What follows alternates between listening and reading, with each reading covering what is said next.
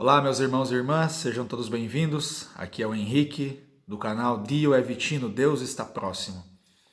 É o momento em que nós vamos meditar a palavra, e quando eu falo em palavra, eu não estou falando somente da Sagrada Escritura, a Bíblia. Um católico, quando fala a palavra de Deus, Cristo, ele está se referindo à Bíblia, a Sagrada Escritura, a tradição da igreja, então toda a tradição da igreja e também o magistério da igreja. A estrutura da igreja com o Papa e os cardeais, os bispos, enfim, o magistério. Então, quando um católico fala da palavra de Deus, está falando disso, porque Jesus Cristo se manifestou, e entendam bem, não somente, não estou dizendo que é uma coisa pouca, não somente através da Sagrada Escritura, mas também através dos seus santos, através da tradição da igreja, diferentemente de um pensamento protestante, por exemplo. Então, aqui já tem uma grande diferença entre católicos e protestantes, para começo de história. Mas enfim, hoje é o quarto dia de Quaresma, e nós vamos meditar as leituras do ofício das leituras. Hoje a primeira leitura é da leitura do livro do Êxodo, capítulo 3. Tem a citação na descrição, capítulo 3, do versículo 1 ao 20. Então, você dá uma pausa no teu vídeo, pega a Bíblia, já procura a passagem, então vai ser sempre assim. A primeira leitura você vai ter que procurar na Bíblia. E a segunda leitura, ela vai estar na descrição do vídeo. Então, capítulo 3 do Êxodo. Naqueles dias, Moisés apacentava o rebanho de Jetro, seu sogro, sacerdote de Madiã. Levou um dia, o rebanho deserto adentro, e chegou ao monte de Deus, o Horebe. Apareceu-lhe o anjo do Senhor numa chama de fogo, do meio de uma sarça. Moisés notou que a sarça estava em chamas, mas não se consumia, e disse consigo: Vou aproximar-me desta visão extraordinária, para ver que a sarça não se consome, ou melhor, para ver por que a sarça não se consome.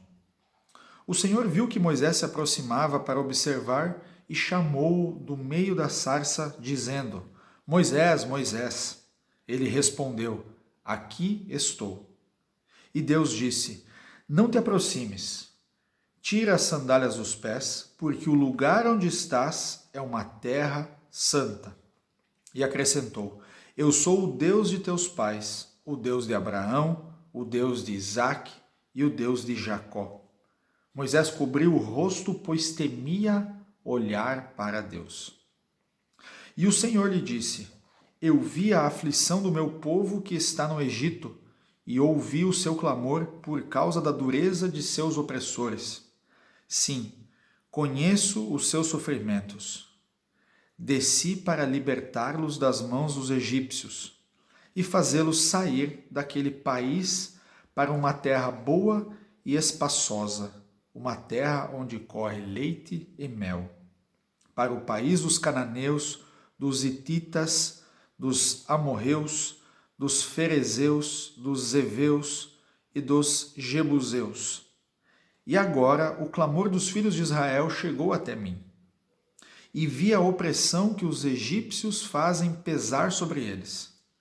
Mas vai, eu te envio ao Faraó, para que faça sair do Egito o meu povo, os filhos de Israel. E Moisés disse a Deus: Quem sou eu para ir ao Faraó e fazer sair os filhos de Israel do Egito? Deus lhe disse: Eu estarei contigo.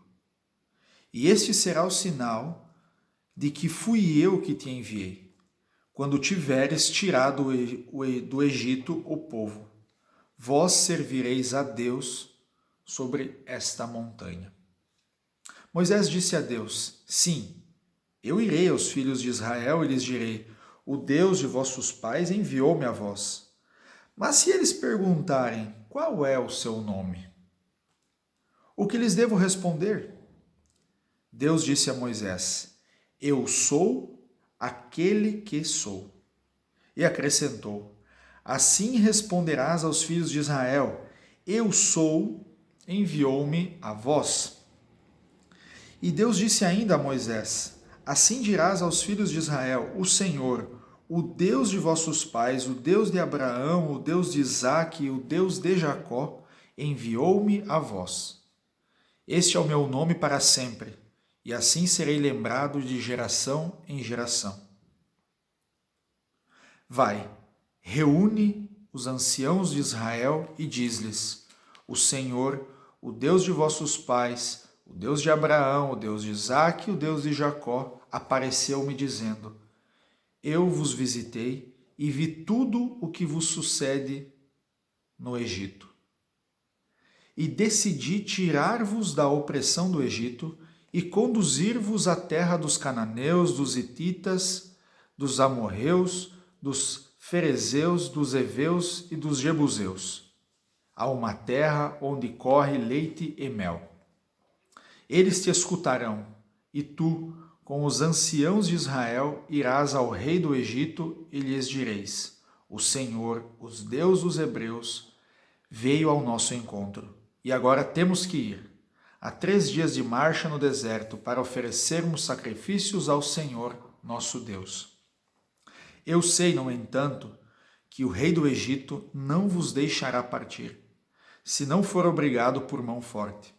Por isso, estenderei minha mão e castigarei o Egito com toda a sorte de prodígios que vou realizar no meio deles. Depois disso, o rei do Egito vos deixará partir.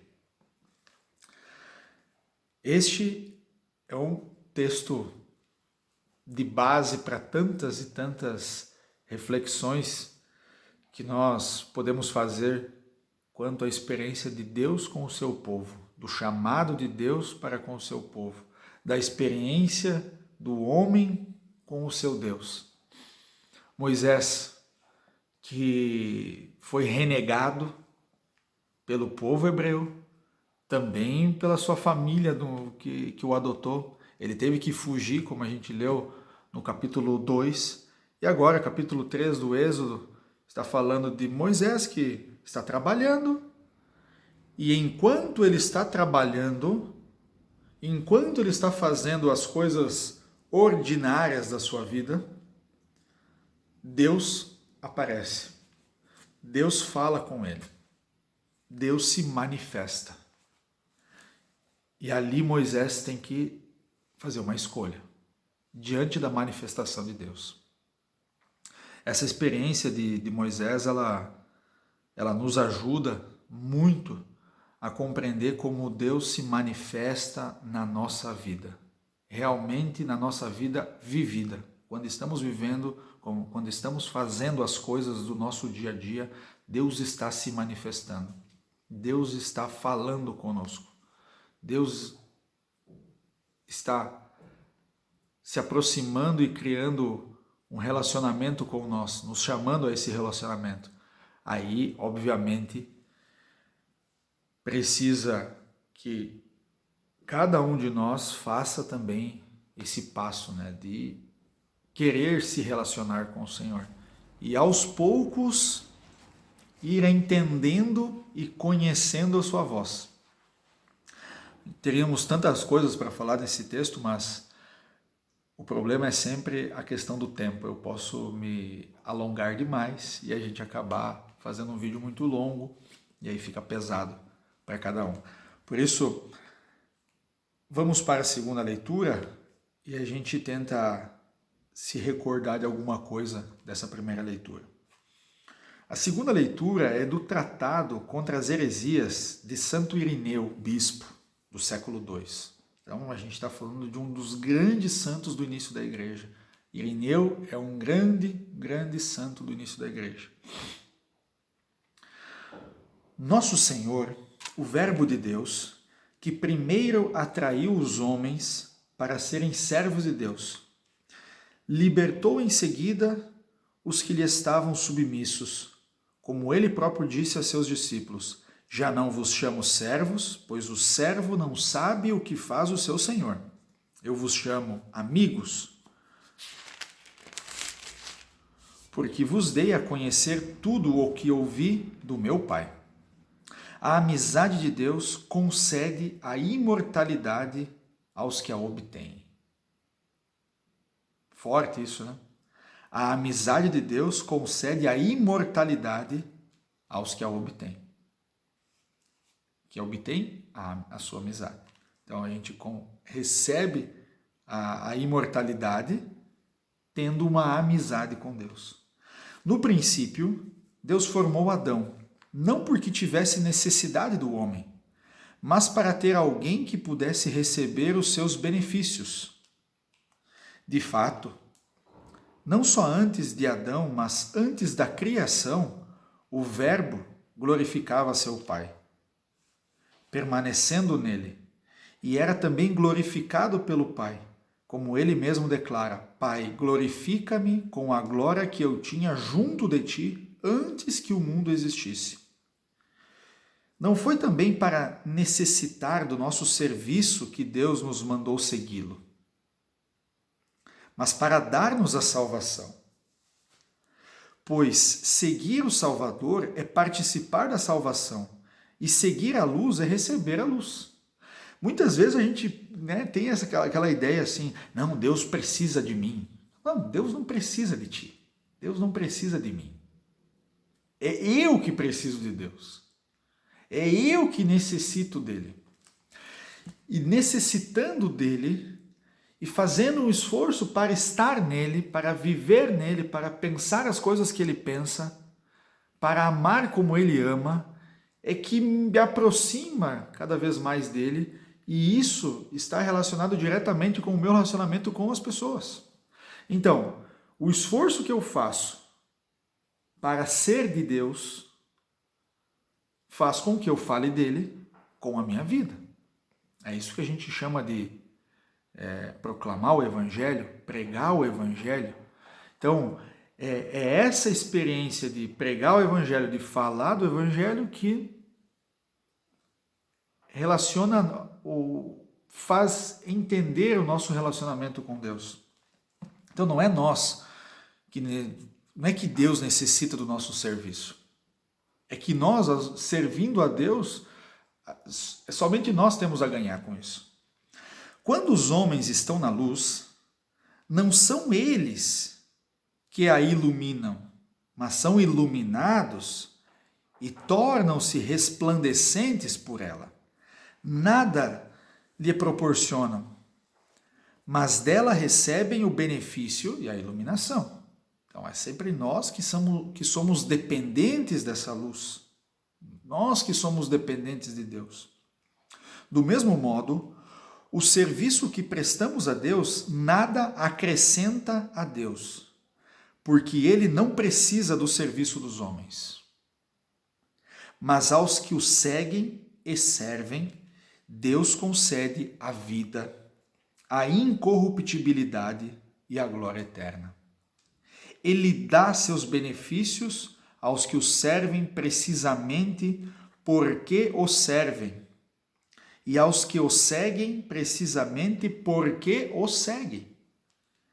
Mas não recebe deles nenhum benefício, porque é rico, perfeito e de nada precisa. A gente está falando, ou melhor, a gente está escutando um santo do 2º século da igreja, do início de tudo. Olha a clareza desse homem, olha a clareza desse homem dizendo as coisas para nós. Que o Senhor, o serviço que nós prestamos a Deus, nada acrescenta a Deus. Então, Henrique, tira da tua cabeça que aquilo que tu está fazendo por Deus, para Deus, algo que vai fazer com que Deus seja mais Deus. Não. Aquilo que eu posso fazer para Deus nada mais é do que eu estou fazendo algo por mim mesmo. Porque eu estou em Deus. E fazer algo por mim é fazer para Deus e vice-versa. Mas esse Deus, da onde eu estou, não vai ficar mais Deus ou menos Deus se eu não seguir mais ou se eu o seguir toda a minha vida. Eu que tenho a ganhar com isso. Somente eu tenho a ganhar com o seguir a Deus. Se Deus quer, ou melhor, se Deus requer o serviço dos homens, é porque, sendo bom e misericordioso, deseja conceder os seus dons aos que perseveram no seu serviço. Com efeito, Deus de nada precisa, mas o homem é que precisa da comunhão com Deus. É esta, pois, a glória do homem, perseverar e permanecer no serviço de Deus. Por esse motivo dizia o Senhor a seus discípulos: não fostes vós que me escolhestes, mas fui eu que vos escolhi. Dando assim a entender que não eram eles que o glorificavam seguindo-o, mas por terem seguido o Filho de Deus, eram por ele glorificados. E disse ainda: quero que sejam comigo onde eu estiver, para que eles contemplem a minha glória. E termina assim essa belíssima leitura. Não somos nós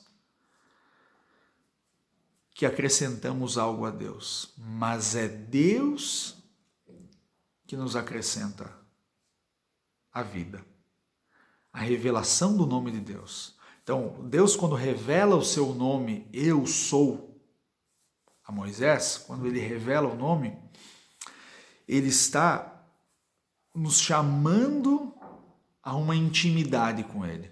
Ali começou uma maior intimidade do homem com Deus, até culminar no ápice da salvação, da revelação de Deus.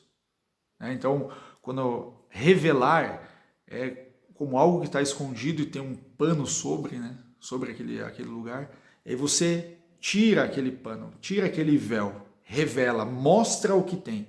Então, Deus se revelou plenamente em Jesus Cristo, no seu Filho. Deus se revelou. E agora nós somos chamados, escolhidos por Ele, mas essa escolha não é porque você é bom, porque você é uma pessoa maravilhosa, ou porque eu sou uma pessoa maravilhosa. É porque Deus é bom e está me concedendo uma oportunidade de conhecê-lo. E conhecendo-o, conhecer a mim mesmo e assim viver na paz. Como a gente lia nesses dias, que a nossa meta é a paz. A nossa meta é a paz. Que Deus nos abençoe, nos proteja, nos ajude a prosseguir nessa caminhada, nessa quaresma. Estamos no 4º dia de quaresma, está apenas começando, mas acredito que aos poucos, tijolo após tijolo, nós vamos conseguir construir o templo de Deus e poder habitar junto com Ele. Não te esquece de se inscrever no canal se você ainda não é inscrito, de deixar o teu like, de partilhar com outras pessoas esse vídeo se você acha que é interessante, de deixar teus comentários, isso é muito importante. Eu quero também entender se esses vídeos estão muito longos, no sentido de ler 2 leituras, ou se vocês acham por bem a gente ler somente uma das leituras e meditar sobre ela, se está muito pesado, se está muito difícil nesse sentido. Me ajudem a entender. Eu, na realidade, parti da ideia que seria interessante fazer todas as 2 leituras, mas estou aberto também a alguma alteração. Não é um problema. Ok? Um grande abraço. Até amanhã no próximo vídeo. Deus abençoe.